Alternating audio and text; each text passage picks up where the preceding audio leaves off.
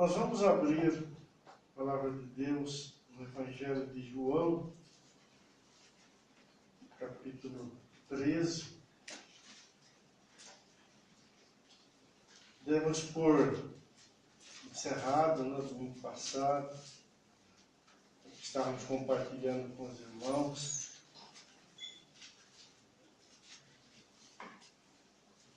Mas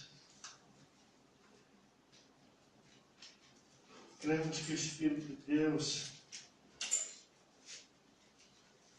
tem ministrado no nosso coração durante essa semana, como temos aprendido, que quem conduz todas as coisas é o Espírito do Senhor. Cremos que o Senhor ainda quer trazer para nós, nosso coração, mais algumas coisas acerca do que compartilhamos nesses últimos domingos. E eu queria compartilhar com os irmãos algumas coisas um pouco mais práticas, E no final, na direção do Espírito de Deus, vamos nos esforçar aí para deixar alguns minutos, até para a gente, de repente, tirar algumas dúvidas, dar oportunidade para os irmãos, de repente, fazer alguma pergunta, dar alguma contribuição em relação ao que vimos, e recebemos nesses últimos domingos. Então, João, capítulo 13,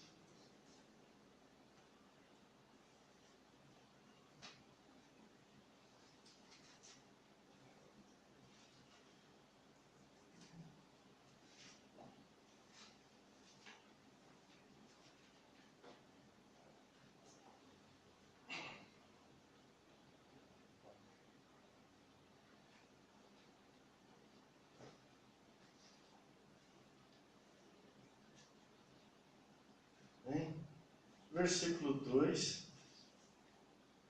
diz assim: durante a ceia, tendo já o diabo posto no coração de Jesus Iscariotes, filho de Simão, que traísse a Jesus, e sabendo este que o Pai tudo confiara às suas mãos, e que ele viera de Deus e voltava para Deus, levantou-se da ceia, tirou a vestimenta de cima e, tomando uma toalha, cingiu-se com ela.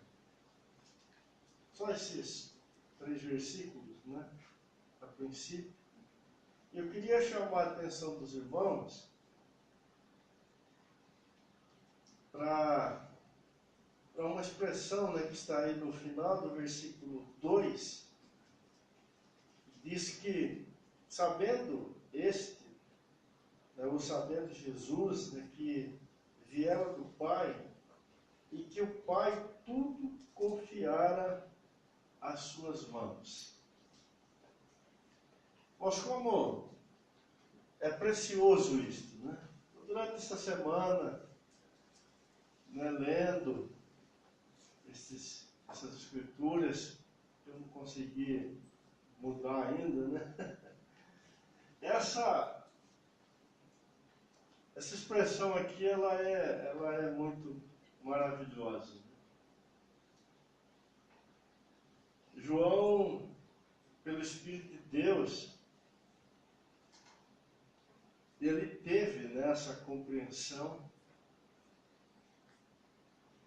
e teve porque o Espírito Santo revelou a ele, mas ele também teve porque Jesus demonstrou isso e falou disso neste dia que essas coisas ocorreram ali no cenáculo.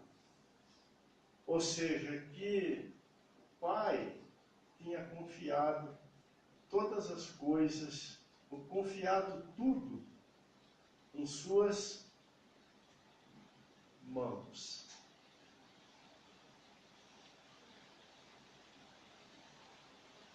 Mas como isso é importante? Como isso é importante? Nós nunca podemos perder isso de vista. Se queremos que a obra do Senhor avance, né, em nosso coração, em nossa vida particularmente, mas também, né, e principalmente, que ela avance em nós como povo do Senhor. Nós não podemos perder isso de vista. Tudo foi confiado às mãos do Filho de Deus. Quem sabe me dizer aqui o que é tudo? Hã? Quanto que é tudo dele?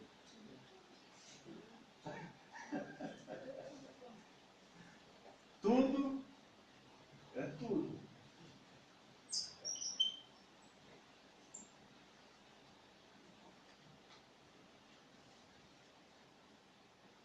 Nós temos aqui do ano passado que em Jesus estão encarnados, né, todos os motivos de Deus. E aqui nessa expressão do versículo 2, né, nós temos esta afirmação. O Pai confiou.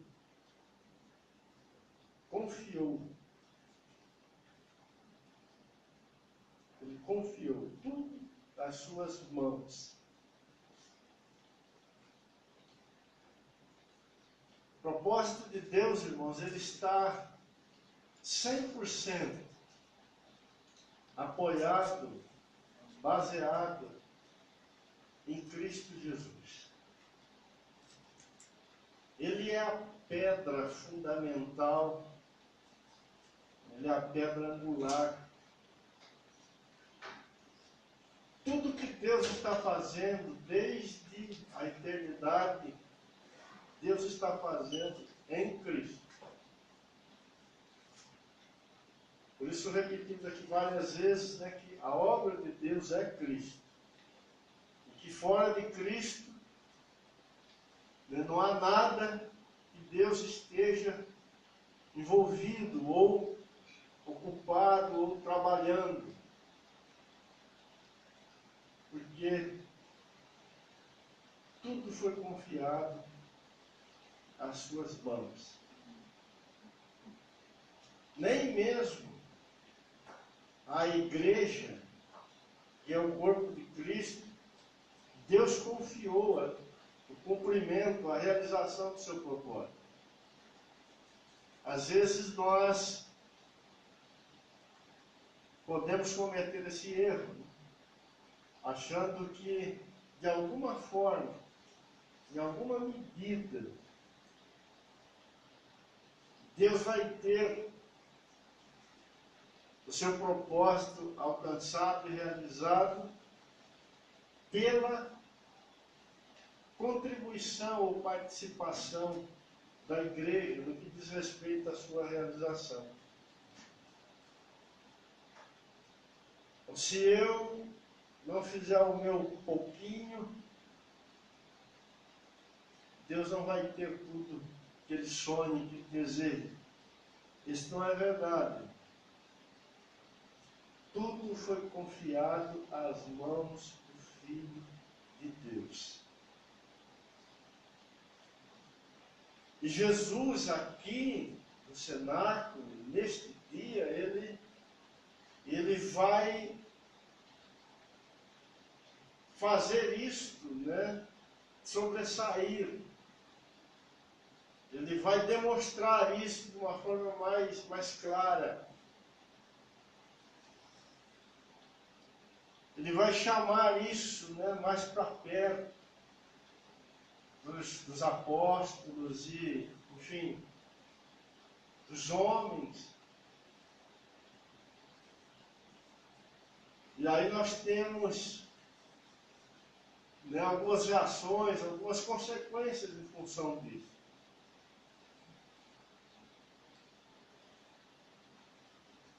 Mas é extremamente precioso que isto fique bem claro no nosso coração. Filho de Deus,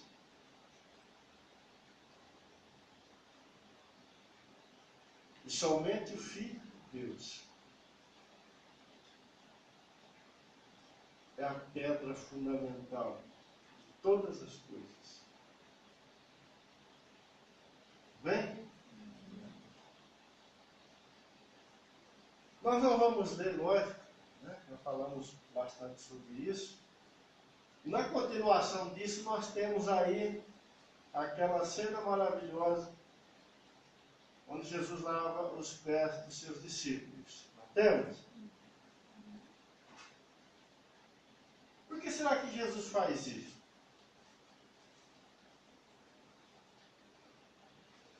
Mas uma das coisas que Deus trouxe no meu coração, que tem me ajudado a compreender, dentro desse contexto geral dos capítulos, né, 13 e 17,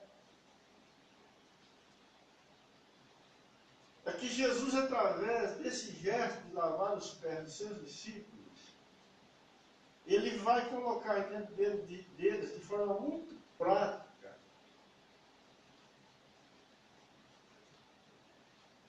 aquilo que João testemunhou aí nos versículos que vimos aí, né, de 1 até o 3, e especialmente essa expressão que destacamos aí. Jesus vai mostrar para aqueles homens que ele é o novo homem da nova criação.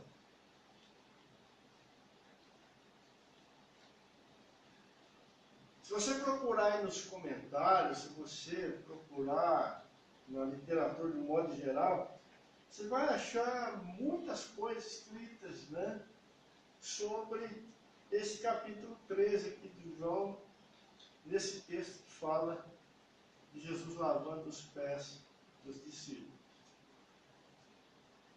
Mas eu queria chamar a atenção dos irmãos para isso. Que Jesus está introduzindo de forma prática, diante dos olhos dos apóstolos, um homem diferente. Que eles não estavam acostumados com ele. E em função disso, nós temos uma reação até forte, né, da parte deles. Porque eu fico imaginando um baque.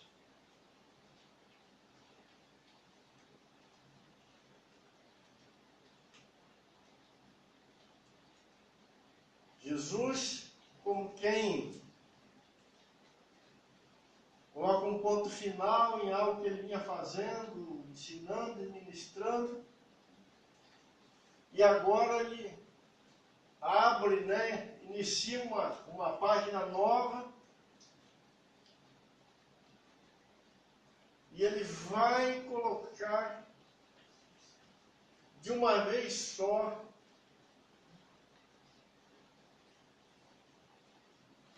um volume de verdades e de riquezas espirituais que até então os discípulos não tinham nenhum conhecimento delas. E Jesus não só faz ensinando, falando, mas ele faz também praticando. Jesus coloca diante deles, se coloca diante deles como este novo homem da nova criação. Ou seja, aquele que cumpriria todo o desejo, todo o propósito do coração do Pai,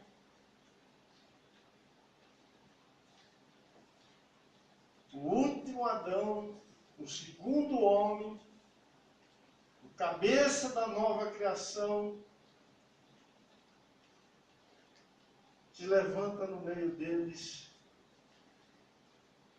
toma uma toalha e vai lavar os pés deles.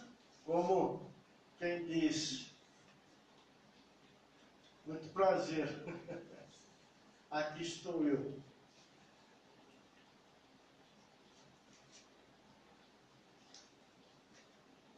Por que eu estou dizendo isto? Porque todos os homens eram diferentes e são diferentes de Jesus. Eu queria que alguém abrisse no Evangelho de Marcos, no capítulo 10, e lesse para nós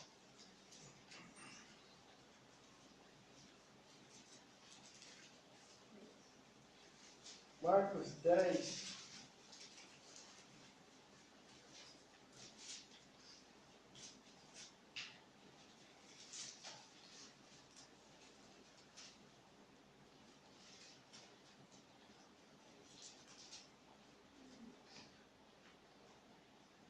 Versículo 35 até o 37, a princípio. Quem gostaria de fazer essa leitura para nós? Nisso, Tiago e João, filhos de Zebedeu, aproximaram-se dele e disseram: Mestre, queremos que nos faça o que vamos te pedir. O que vocês querem que eu lhes faça? Perguntou ele. Eles responderam: Permite que, na tua glória, nós assentemos à tua direita e o outro à tua esquerda. Disse-lhe Jesus: Vocês não sabem o que estão pedindo. Podem vocês beber o cálice que eu estou bebendo? Ou ser batizados com o batismo em que estou sendo batizado? E aí, João? O que esses dois aqui estão pedindo? Tem um outro evangelista que fala que eles usaram a mãe para fazer esse pedido, né? Então, com certeza, foram os três, né? E sabe como que é mãe, né? Todos iguais. O que eles pediram?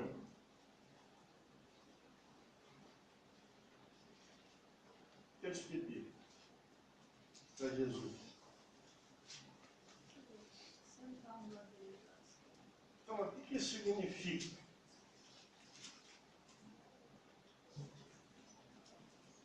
Hã? Lugar de honra. Hã?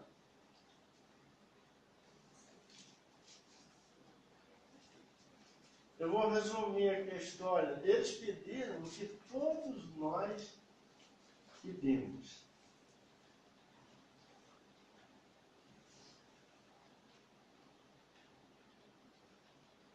Que a nossa vida seja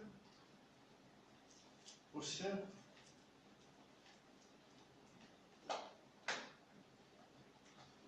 Ou que o mundo inteiro funcione em função de nós. Não foi isso que o diabo falou para o primeiro Adão, lá no Éden?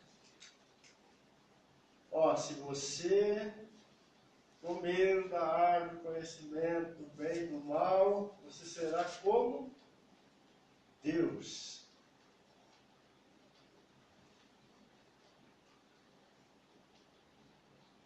Conhecedor do bem e do mal.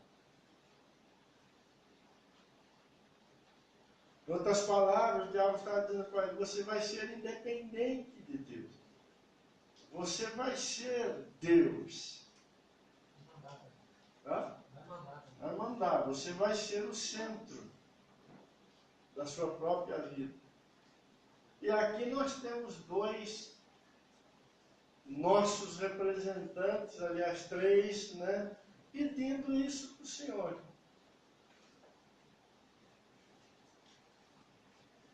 Mas Jesus, irmãos, não era assim.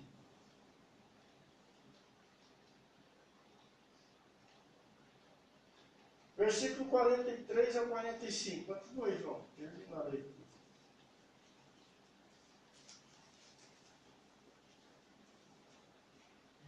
Podemos, responderam eles. Do 43 a 45. Vamos avançar.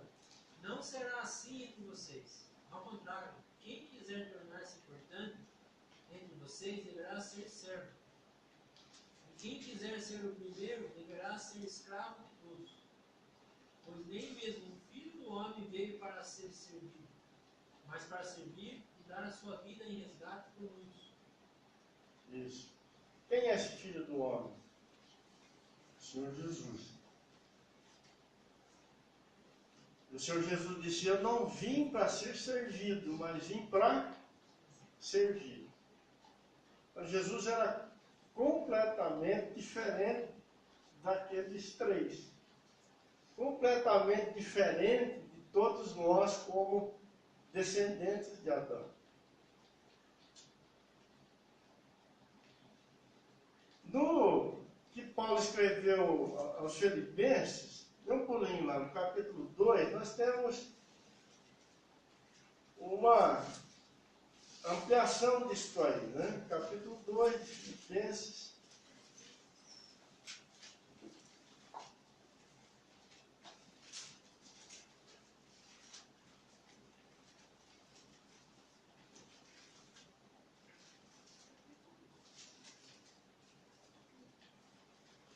A partir do verso 5, diz assim: tende em vós o mesmo sentimento que houve também em Cristo Jesus.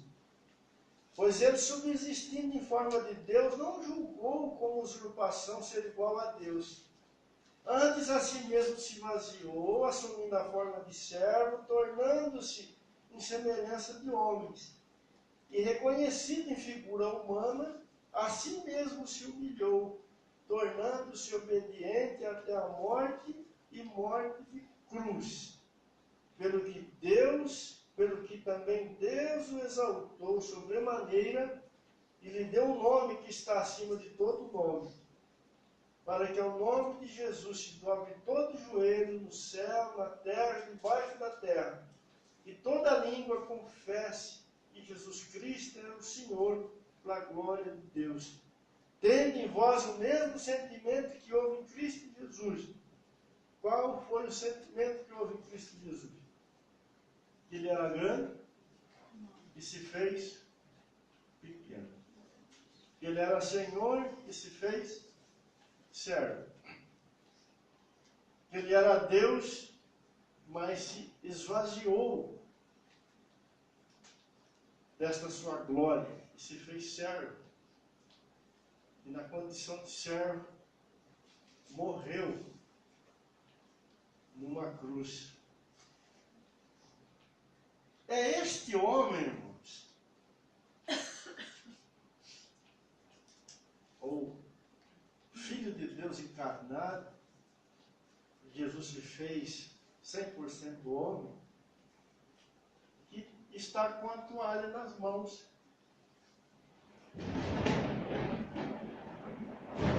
Vai lavar os pés dos discípulos.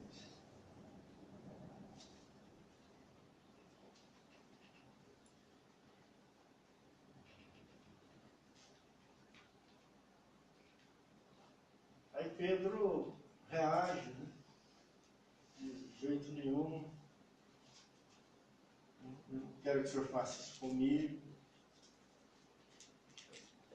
Mas o novo homem está posto diante dos olhos deles. Nesse mesmo ambiente, o velho homem, iria chamar a atenção dos irmãos para isso, está muito bem demarcado aqui, sinalizado aqui. Não só pela reação de Pedro, no caso de não querer a princípio que o Senhor lavasse os seus pés, mas nós temos, vamos dizer assim, o ícone deste homem caído ali na figura de Judas. Nesse capítulo 13, no versículo 2, o que está escrito?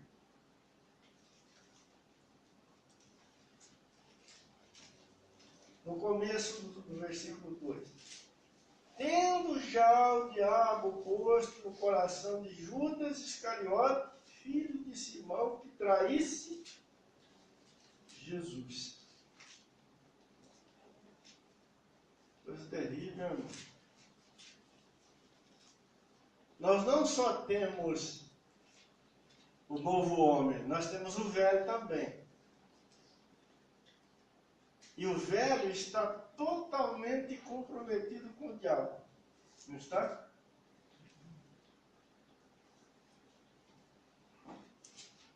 Por isso eles são completamente diferentes.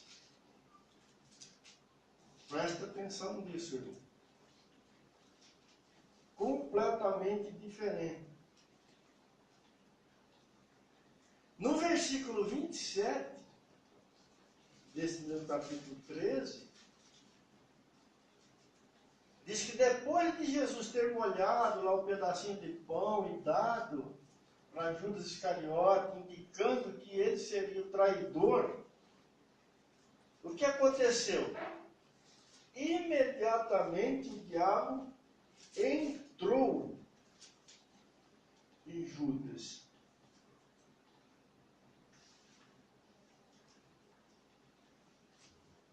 Então, o velho homem, ele é escravizado no seu coração por Satanás. E até mesmo, possuído por Satanás.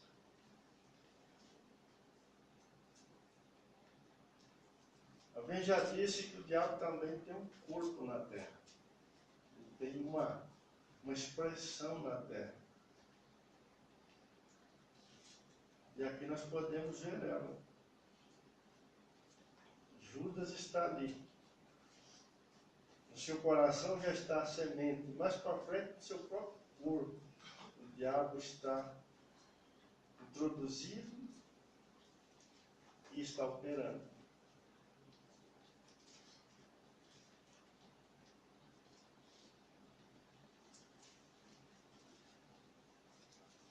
Mas veja que coisa interessante. Avança, a conversa de Jesus com os discípulos.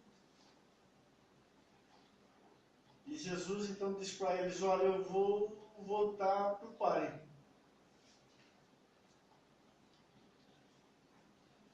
E aquilo que eu disse para os judeus, que para onde eu vou eles não podem ir, eu vou dizer para vocês também. Para onde eu vou, vocês agora não podem ir.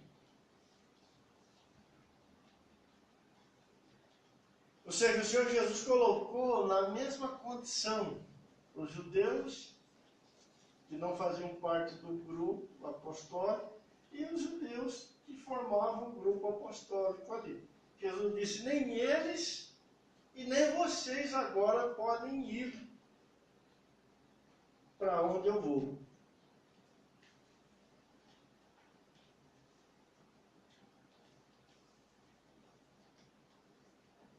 Capítulo 13, dá uma olhadinha lá no versículo 36.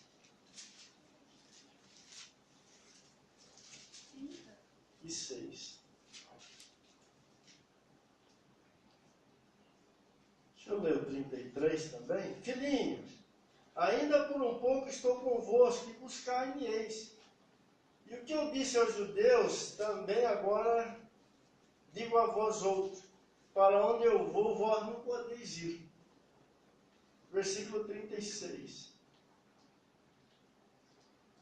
Perguntou-lhe Simão Pedro: para onde vais? Respondeu Jesus: para onde vou, não me podes seguir agora. Mais tarde, porém, me seguirás. Replicou-lhe Pedro: Senhor, por que não posso seguir-te agora? Por ti darei a própria vida.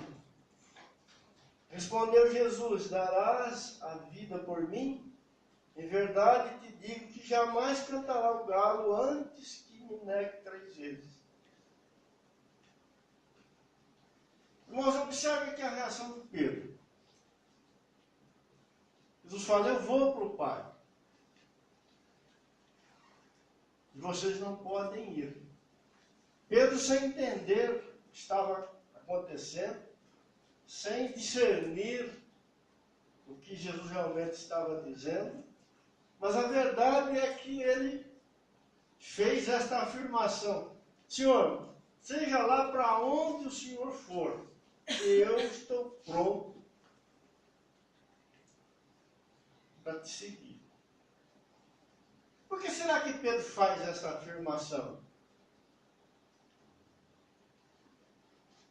Se você olhar um pouquinho para trás,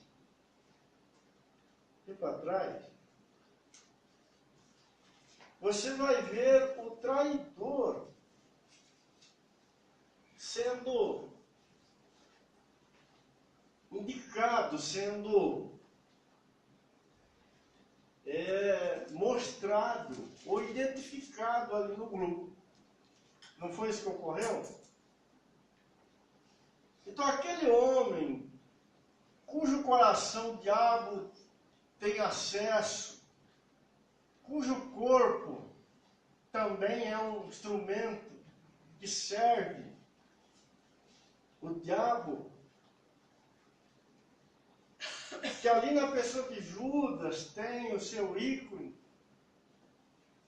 ele foi identificado por Jesus. Jesus disse: olha, um de vocês vai me trair.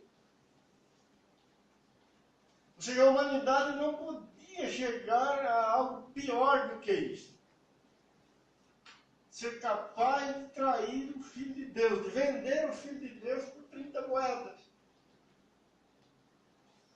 E Jesus acabara de identificar isso, de dizer: olha, a cara dele.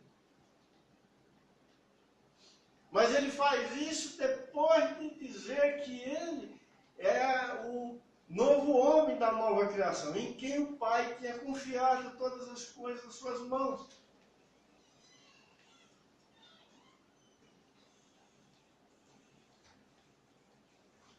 Mas no passo seguinte, ele inclui.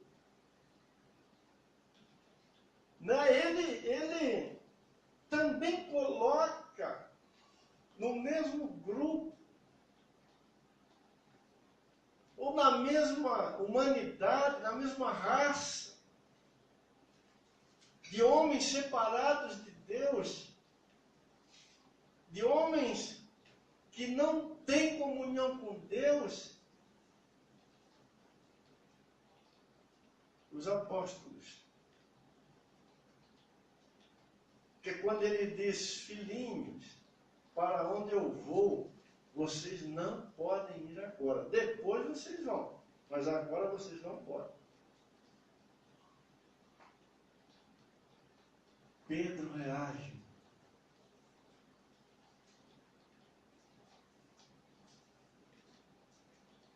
O que nós temos aqui?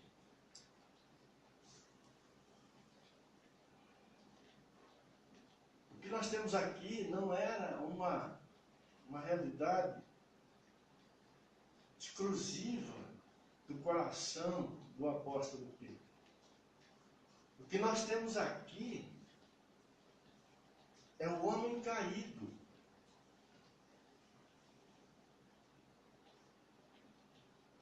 cego, separado de Deus, apoiado em si mesmo, muitas vezes apoiado na sua religiosidade, apoiado nos seus próprios meios, apoiado na sua força, apoiado na sua própria condição, dizendo ou tentando dizer para Deus: eu posso.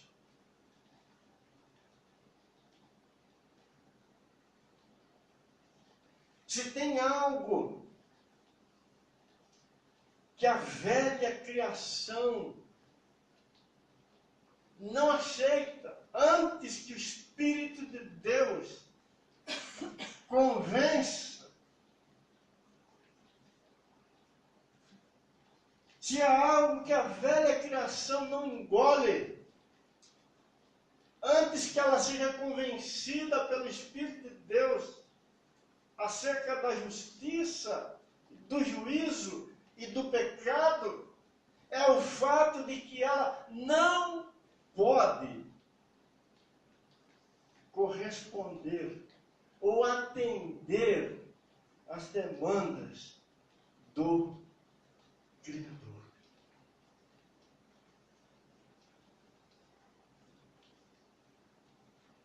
Era muito para o apóstolo Pedro dizer: você não pode. E não só ele disse isso, irmão. Queria que você abrisse em Mateus 26, nós vamos expandir isso um pouquinho. Queria que o irmão lesse rapidinho para nós, Mateus 26, do 31 ao 35. E o outro abrisse em Lucas 22, do 31 ao 34.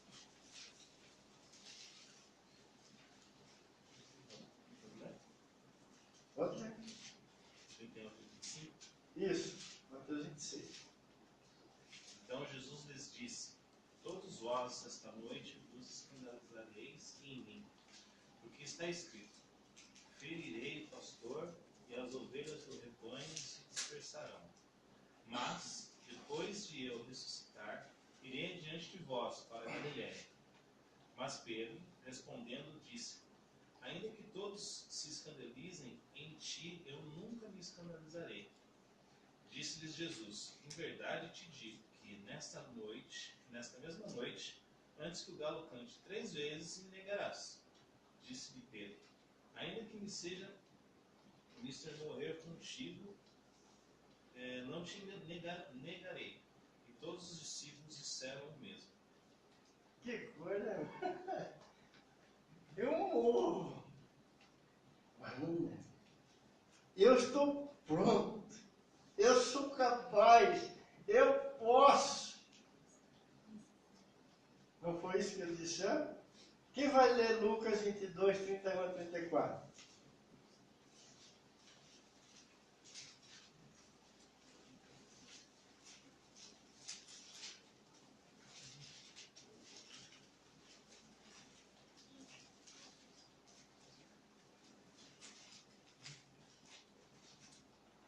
Simão, Simão, eis que Satanás vos reclamou para vos peneirar com trigo. Eu, porém, roguei por ti, para que a tua fé não desfaleça. Tu, pois, quando te converteres, fortalece os teus irmãos. Ele, porém, respondeu: Senhor, estou pronto a ir contigo, tanto para a prisão como para a morte. Mas Jesus lhe disse: afirmo-te, Pedro, que hoje 3 vezes negarás que me conheces antes que o galo cante. Quem nós temos na cena aqui, irmãos? Além de Pedro, quem que está por aí? Satanás. O que Satanás está fazendo? Reclamando o que é seu.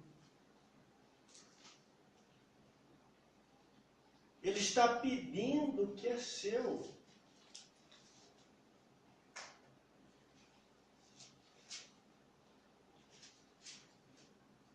A velha criação, a velha raça, ela entrou em aliança com o diabo. Ela não pode servir a Deus.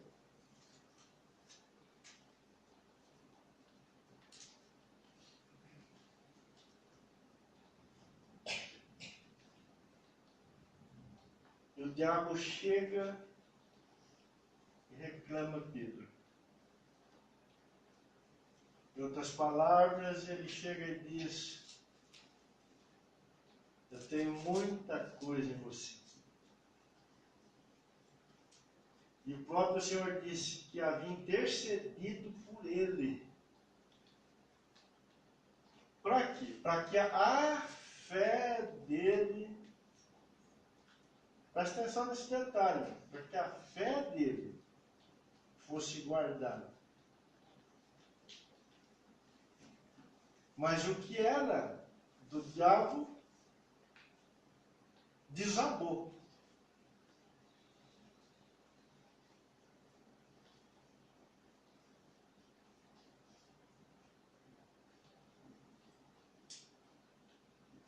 Mas o Senhor,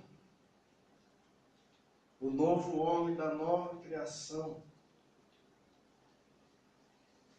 ele vai dizer que o diabo nada tinha nele. Aí no capítulo 14, no versículo 30. Mas está escrito aí?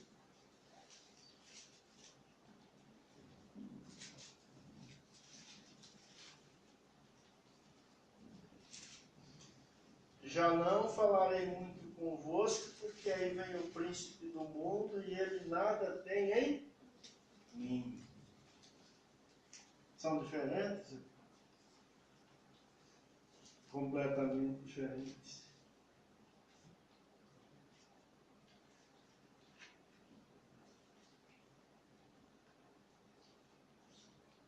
Mas essa é sem dúvida nenhuma a maior batalha que é travada no coração do homem. A maior batalha que o Espírito de Deus trava com o coração do homem é para mostrar a ele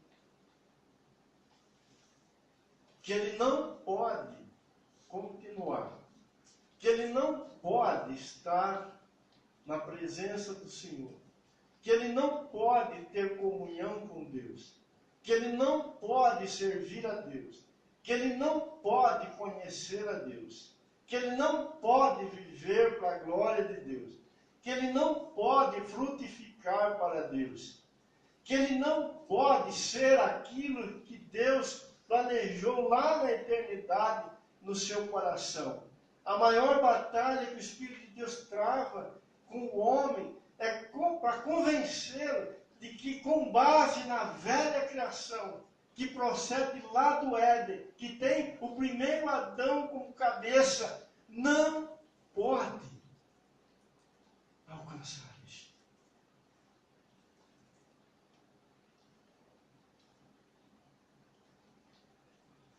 Deus condenou esta criação.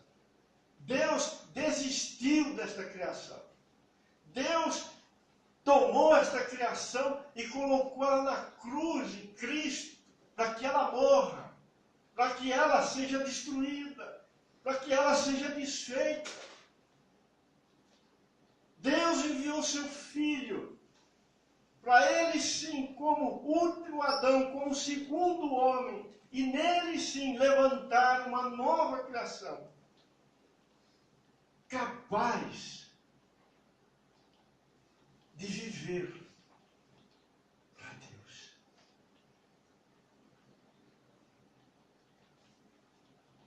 A grande batalha, irmãos, que nós temos que enfrentar é esta: desistirmos de nós mesmos.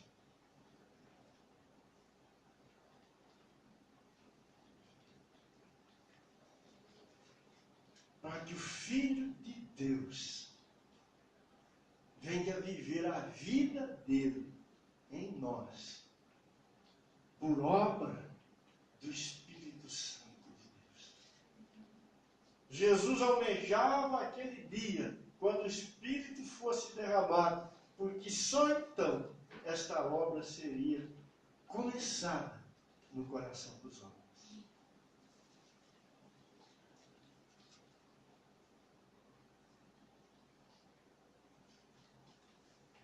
Irmãos, esta velha vida que sempre o diabo vai comer dela. Quando o Senhor Deus amaldiçoou a serpente lá no Éden, que é um título do diabo, ele disse: você vai rastejar pela terra e você vai comer fora da terra. Ou seja, a comida do diabo é carne, é pó da terra. É esta natureza caída que o diabo veio reclamar em Pedro.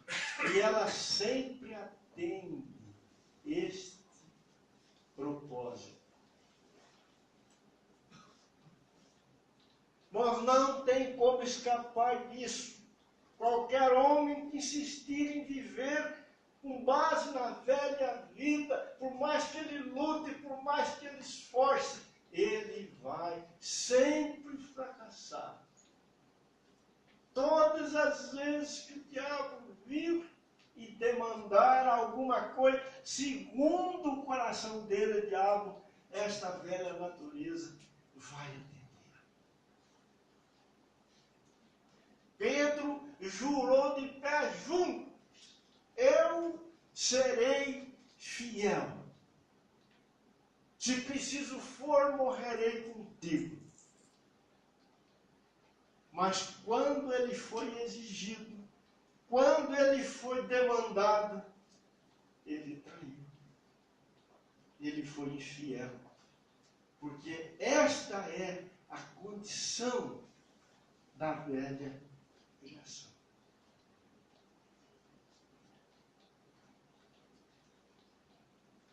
Mas quanto tempo nós perdemos tentando viver por esse cara aqui?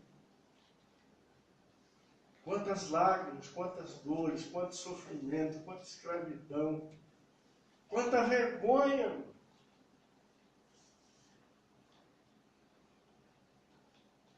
O Senhor Jesus se manifestou para nos livrar disso.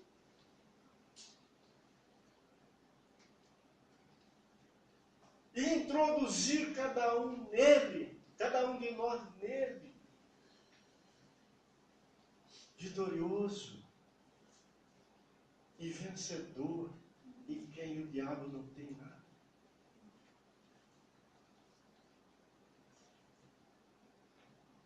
Eu quero ler rapidinho, lá em Romanos 7. Vocês vão ver comigo o que aconteceu com o apóstolo Paulo quando ele foi deixado por conta própria. Ele dá o testemunho dele aqui.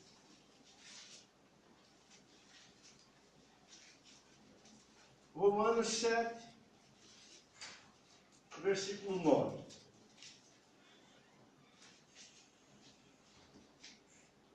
Outrora, sem lei, eu vivia, mas sobrevindo a lei ou o preceito, reviveu o pecado e eu morri. Outras palavras, como se Paulo estivesse dizendo assim: olha, quando não havia nenhum mandamento exigindo nada de mim, eu vivia. Estava livre. Mas quando o pecado, o mandamento veio, ou quando Deus demandou algo de mim, eu morri. Ou seja, eu não fui capaz de responder. Avance um pouquinho, versículo 14. Porque bem sabemos que a lei é espiritual. Eu, todavia, sou carnal, vendido à escravidão do pecado. Então ele diz: olha, a lei de Deus, ela é espiritual, ela é a expressão do caráter de Deus. Quando Deus deu a lei para o povo de Israel, junto com a lei, Deus não deu meios para que o homem pudesse cumpri-la. Deus disse: aqui estão os mandamentos. E os homens disseram: deixa com nós. Foi isso que eles fizeram. Deus colocou a demanda do seu caráter, do seu coração, da sua justiça, da sua santidade diante dos homens. Mas não proveu poder para que aquela velha criação pudesse responder. Resultado: fracasso total. Por que Deus fez assim? Deus queria que o homem visse. Ele não era capaz de responder. E Paulo está narrando isso aqui. Né? Então, versículo 14, ele diz, a lei é espiritual, eu todavia sou carnal, vendido à escravidão do pecado. Um escravo, ele não faz outra coisa senão obedecer ordens. Verso 15, porque nem mesmo compreendo o meu próprio modo de agir, por não faço o que prefiro, e sim o que detesto. Vocês acham que Pedro, quando afirmou ali que ia até a morte, se fosse preciso com o Senhor, ele estava blefando? Vocês acham que ele estava tentando impressionar o Senhor, ou ele estava sendo verdadeiro no seu coração, naquilo que ele acreditava ser capaz? O que vocês acham?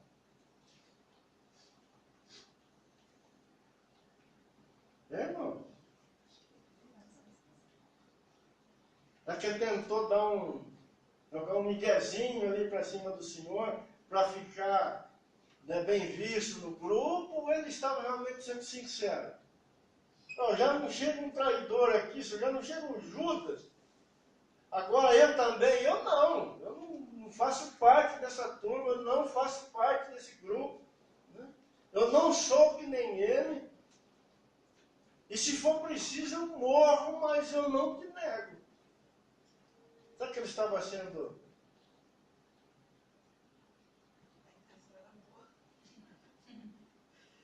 A intenção, o desejo, né? Tudo era verdadeiro em Pedro. Mas o que faltava para Pedro? O que Pedro não tinha, que ele não sabia?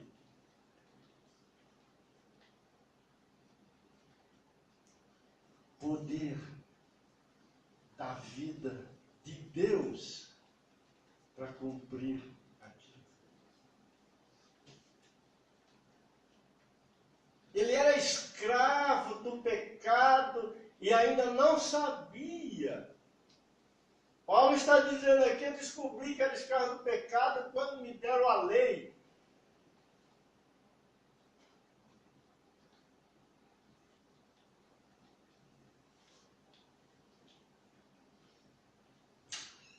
Ora, se faço o que não quero, consinto com a lei que é boa. Certo? Neste caso, quem faz isso já não sou eu, mas o pecado que habita em mim. Pedro disse, eu morro com o Senhor. Mas ele não sabia que dentro dele morava algo muito mais poderoso do que ele. Que algumas horas depois ia dizer para ele, Pedro, fuja. Pedro, negue. Pedro, fale que você não conhece o Senhor. Pedro, salve a sua pele. Pedro, não sofra. Se guarde.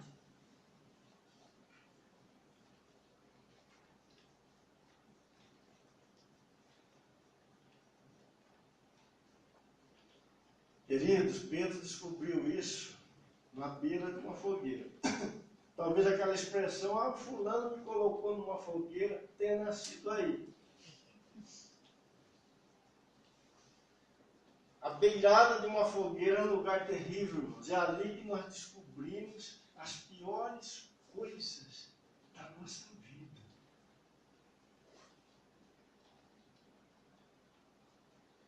O dia em que somos colocados na parede.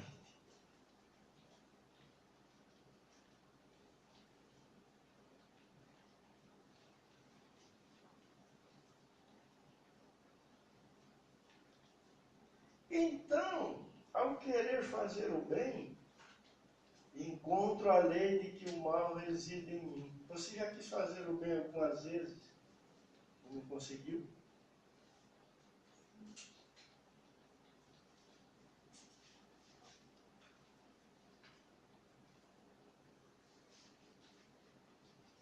Porque no tocante ao homem interior tenho prazer na lei de Deus, mas vejo nos meus membros outra lei que, guerreando contra a lei da minha mente, me faz prisioneiro da lei do pecado que está nos meus membros.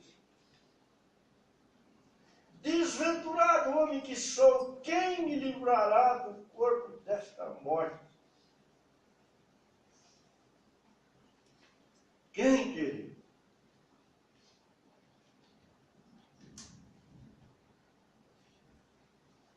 Paulo, no seu chamado, na sua experiência com o Senhor, na sua relação com o Espírito de Deus, ele descobriu, ele experimentou o poder salvador e libertador do Senhor Jesus.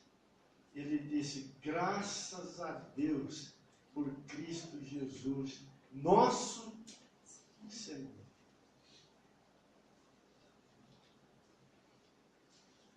Você já descobriu isso? Ou você está tentando reformar o que Deus já colocou na cruz para morrer? Ou você está tentando salvar aquele que o diabo pode reclamar sempre que desejar?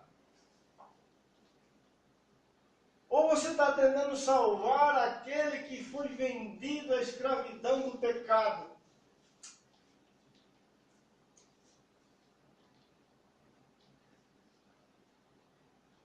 Sabe qual é a proposta de Deus para nós?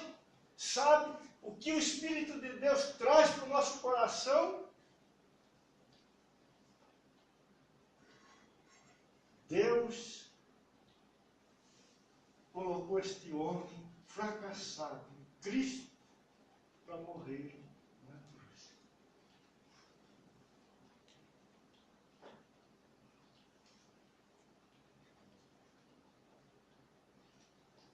Para abrir caminho e lugar para uma nova criação que desfruta da vida vitoriosa do Filho de Deus. Por isso o Senhor disse para os apóstolos: agora vocês não podem, mas depois vocês vão poder.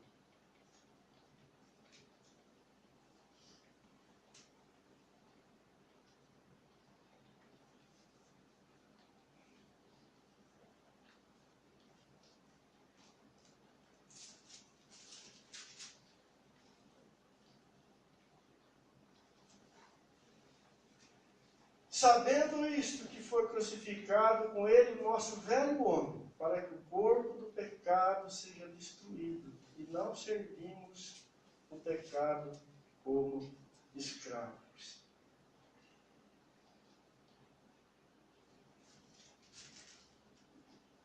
Sabe por que o Senhor desejava aquele dia, querido? Mas quando vier o Consolador, desejava muito, porque a partir daquele dia, o Espírito do Senhor ia repartir a vida dele, Jesus, com os seus discípulos. A partir daquele dia, o Espírito Santo de Deus ia levantar na terra uma nova humanidade, agora baseada, sustentada e vivificada na vida do Filho de Deus. Ele, Jesus, o Senhor, seria o cabeça dessa nova criação. Veja o que o apóstolo Paulo disse: agora, pois, já nenhuma condenação há para os que estão em Cristo Jesus, porque a lei do pecado, aliás, porque a lei do Espírito da vida em Cristo Jesus te livrou da lei do pecado e da morte.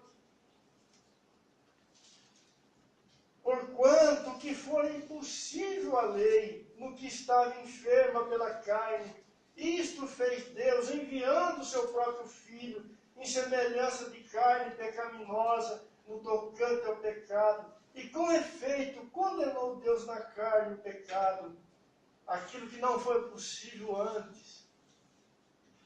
Deus não alcançou os homens antes, porque o homem se tornara pecador, carnal.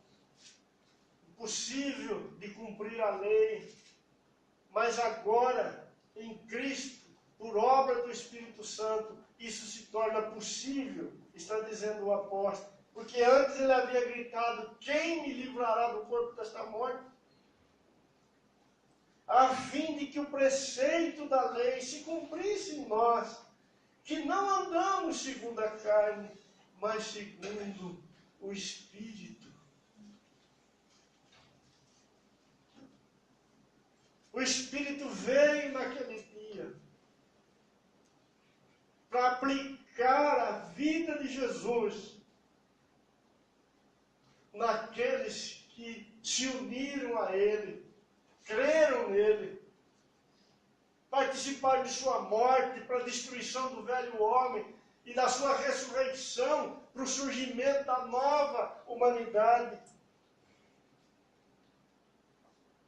Porque os que se inclinam para a carne cogitam das coisas da carne, mas os que se inclinam para o Espírito, das coisas do Espírito. Porque o pendor da carne dá para a morte, mas o do Espírito para a vida e paz. Por isso o pendor da carne é inimizade contra Deus, pois não está sujeito à lei de Deus, nem mesmo pode estar. Portanto, os que estão na carne não podem agradar a Deus. Irmãos, os apóstolos ainda estavam na carne.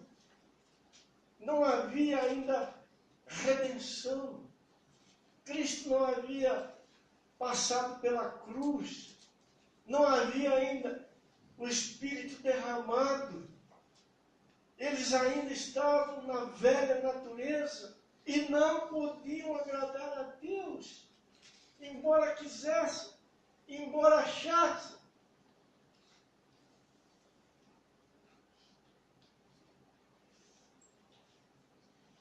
Portanto, os que estão na carne não podem agradar a Deus. Vós, porém, não estáis na carne, mas no Espírito. Se de fato o Espírito de Deus habita em vós, e se alguém não tem o Espírito de Cristo, este tal não é dele. Se, porém, Cristo está em vós, o corpo, na verdade, está morto por causa do pecado, mas o Espírito é vida por causa da justiça. Qual é a nossa esperança, amados? Cristo em nós.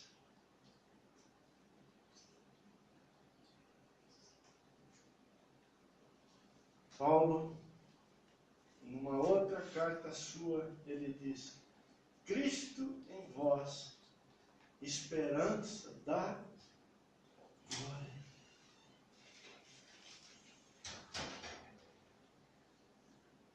E se habita em vós o Espírito daquele que ressuscitou Jesus dentre os mortos, este mesmo que ressuscitou Cristo Jesus dentre os mortos, também vivificará o vosso corpo mortal por meio do seu Espírito que em vós habita.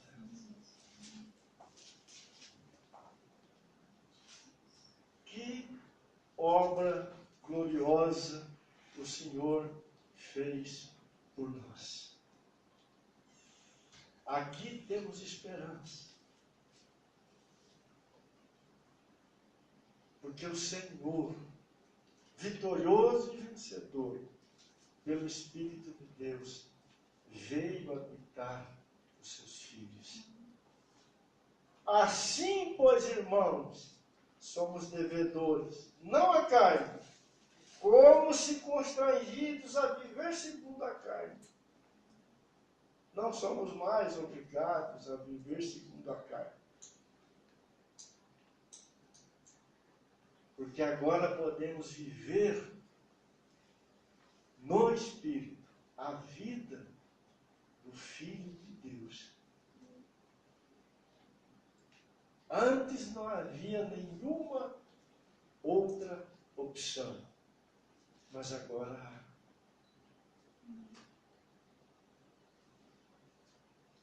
Paulo, escrevendo aos Gálatas, ele disse: já não sou eu quem vive, mas Cristo vive em mim.